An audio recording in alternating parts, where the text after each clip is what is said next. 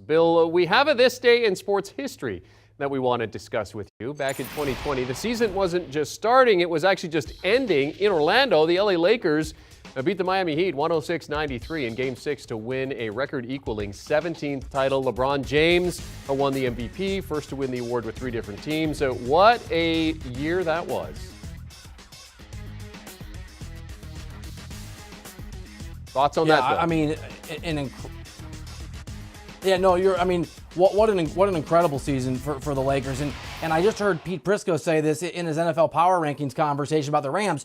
If you go all in and you get a championship, then it all worked out. It's the exact situation for Los Angeles. They bet on Anthony Davis. They bet on a lack of depth. They traded away a bunch of young stars that were going to and have grown into important players.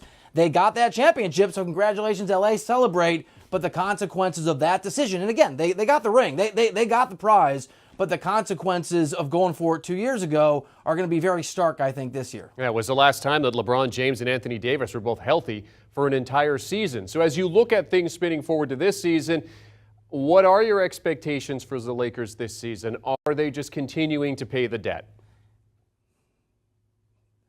I think the expectations are extremely, extremely low. There's certainly, Jeremy, I live in LA, as you know, there's a level of delusion here, at least among fans.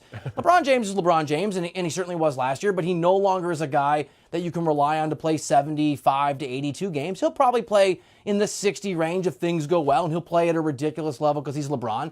Anthony Davis is not someone who has been healthy reliably. He doesn't want to play center, which is the position they need him at. Russell Westbrook is still on that team, and there's an utter lack of depth in shooting. And the Western Conference is tough. I think for the Lakers, a lot like Charlotte, who we just discussed. If things go well, if these guys stay healthy, they're a play-in team. But I don't think they're much more than that, Jeremy, and I certainly think they could be a lot worse than that. They're 18-1 to win the title, open the season in the late game on opening night at the Golden State Warriors. He is NBA writer Bill Reiter. Updates and insight as we get set for the new season beginning next week. If you take a look at some key dates in the NBA, October 18th is that day when the season opens. A trade deadline, February the 9th. We'll see some activity there. And then, of course, the All-Star break, All-Star game in Utah this year.